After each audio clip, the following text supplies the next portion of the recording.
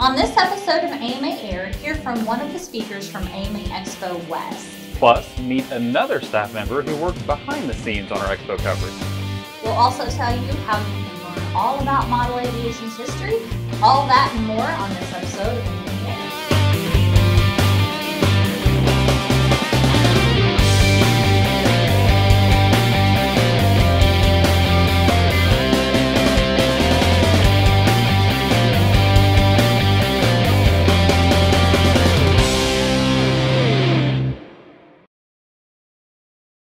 Hello and welcome to AMA Air, your source for modeling news. I'm Chris Savage.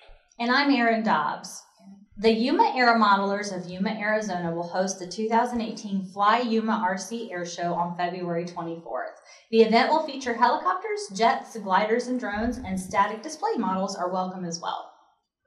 The 2018 Aerobatics Challenge will be held February 17th and 18th in Miami, Florida.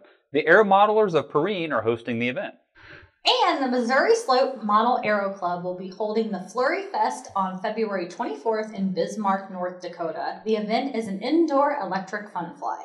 The Lima Area Radio Control Society, or LARCS, will be holding their 11th annual electric fly on February 25th in Wapakoneta, Ohio. Remote Possibilities RC Club will hold the 40th annual President's Day Fly-In on February 23rd and 24th in St. George, Utah. The public is welcome to attend. Finally, the 2018 Shawano Swap Meet and Auction will be held on February 18th in Shawano, Wisconsin. The Shawano RC Flying Club is hosting the event, and the auctions will start at 9 a.m. For more information on these events, or to find one in your area, you can check out the sanctioned event calendar in Model Aviation or at modelaircraft.org. You know, at this time of year, I always get super jealous looking at the event calendar because we can't do really a whole lot of outdoor flying here at the IAC in February. You're right, but Lima and Wapakoneta are extremely close to Muncie, so that's like an hour trip. We can get there. We can get there, and now I know how to say them thanks to you. You're welcome. Well, coming up, we are preparing for AMA Expo East.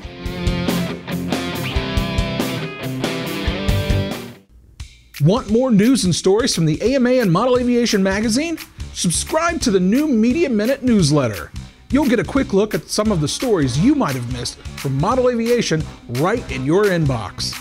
And for the drone and helicopter enthusiasts, the new Rotor Report is just for you. You'll find stories, tips and tricks, product reviews, and more from the world of helicopters and drones that will get your props spinning. Find these newsletters and others at www.modelaircraft.org/publications. The AMA Foundation is welcoming 4 brand new board members. Dean Palermo, Francis Rusty Kennedy, Terry Fleener, and Paul Frankham recently joined the board and are already hard at work. You can find out more about the new board members on the Foundation's blog at amablog.modelaircraft.org. AMA Expo East is February 23rd through the 25th in Secaucus, New Jersey, and AMA Expo Express, sponsored by Motion RC, will be back. Join us on Facebook Live at 9, 10, 11, 2, and 4 p.m. Eastern Standard Time to see what's on the show floor, get some how-to tips, and more. You can visit modelaviation.com/expo-express now to catch up on all the things AMA Expo West and sign up for our recap email. The swap shop will also be open during the show, and you can register now. Space is quickly filling up, so if you're in the market for a new-to-you aircraft, you don't want to miss AMA Expo East. Visit amaexpo.com for more information. Here on AMA Air, we have brought you many stories of clubs reaching out to their communities to spread awareness of model aviation and introduce the public to the science behind flight. And there are many individuals that prove those efforts work. StateCollege.com recently shared the story of Mike Robison, who will be competing in the FAI World Gliding Championships for the 3rd time. According to the article, Mike's interest in sailplanes began when a member of the State College Radio Control Club gave a presentation in his class. We are always lucky to have exceptional individuals participate in the AMA Expo Speaker Series, and this year is no different. Steffi Valkov, a flight operations engineer, spoke about her project on integrating UAS into the National Airspace System at AMA Expo West, and we are bringing you a taste of it. Let's take a look.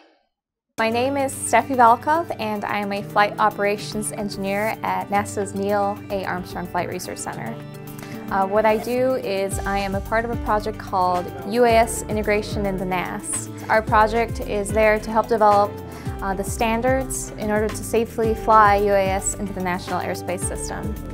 So my particular part of the project is that I help to conduct the flight testing, helping design air-to-air type encounters in order to gather flight research data to give to researchers to develop the standards for UAS to fly into the NAS. This is my first AMA Expo as a speaker. I've actually been part of the NASA booth once before. UAS are already being used to do like fire type missions, going and checking on fires, weather surveillance, border patrol, law enforcement, even the small type UAS are being used by private companies.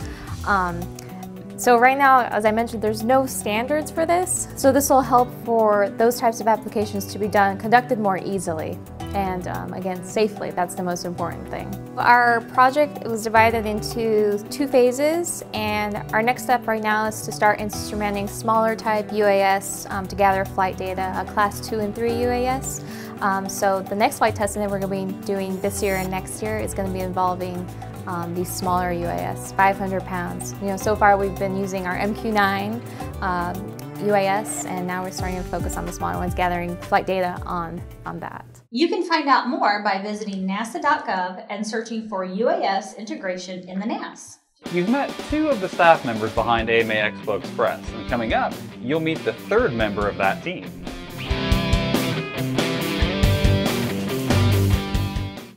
Do you have a story you think we should have on AMA Air? Then visit air.modelaircraft.org and tell us about it by sending us an airmail. And if you're not already a member of the AMA, be sure to visit modelaircraft.org and sign up today. You've met Dylan and Hannah, just 2 members of the team that brought you AMA Expo Express. Now, let's meet Ashley. My name is Ashley Rowan. I work in the publications department as a graphic designer, and I also do a little bit with our social media, mostly what's related to what comes out in our magazines every month. This year I got to be a part of the AMA Expo Express team, working with Hannah and Dylan. And we worked at AMA Expo West to produce live content, where mostly I spent my time monitoring our social media and making sure that the live feeds didn't collapse. Recently I got interested in flying micro FPV. I originally started with the Inductrix and have suddenly started building my own tiny whoops. It hasn't gone very well. I've had a few solder burns, but I'm learning and it's a lot of fun. In addition, I also am currently in grad school. I'm pursuing my master's in media analytics and management. So unfortunately that is taking up a lot of my free time lately, but hopefully in 2019 I'll be done. I have 3 dogs. They're all rescues. I have my Shepherd Chow, Leia, who is my old girl. She's 12. I also have 2 pit bulls. One literally showed up in our driveway almost 2 years ago. And the other one is a foster we took in. Having 3 dogs, you learn that there's a lot of personality difference. Leia is very laid back, but she's also bossy. Kylo is very attractive. He's not very smart. And Sparky is our foster. Again, we took him in because they were having trouble placing him. He has some behavioral issues. I spent a lot of time working with Muncie Animal Care and Services, and I do their photography for their dog adoption. So I'm usually there once, sometimes twice a week, taking photos of the new dogs that come in and hopefully help them find homes. I would never warrant somebody or condone somebody buying from a breeder.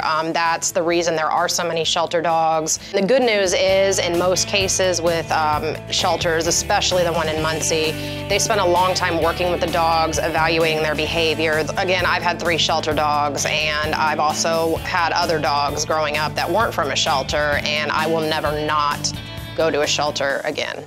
So I met Ashley about 10, 12 years ago when she started at AMA, and it was kind of love at first sight for both of us because we both have a special connection to dogs. Well, Ashley definitely has a special connection for dogs, as you can see by the 3 that she's got running around, all 3 of those rescues, so that's super cool. And giving back to the time with the local shelter is super, super awesome. She's a good person. She is.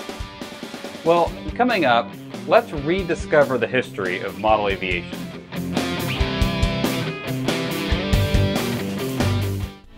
Every journey starts somewhere.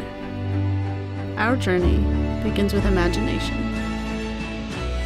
And imagination can take us anywhere.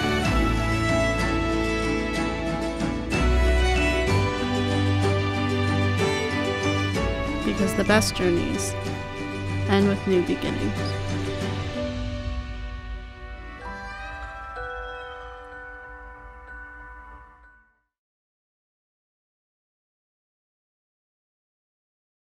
Part of the AMA's mission is the preservation of model aviation history, and as a member, all of that history is available to you through the National Model Aviation Museum's History Project. As you may know, you can read biographies, club histories, and company histories, or submit your own as part of the History Project. Now, you can also find a compilation of information from various AMA sources at the History Project's main page on modelaircraft.org. Well, that's all we have for this episode of AMA Air. You can stay connected with us by following us on Facebook, Twitter, and Instagram. For even more videos, make sure you subscribe to our YouTube channel. And from all of us here at AMA, thank you for watching. We'll see you next time, but for now, it's time to get flying.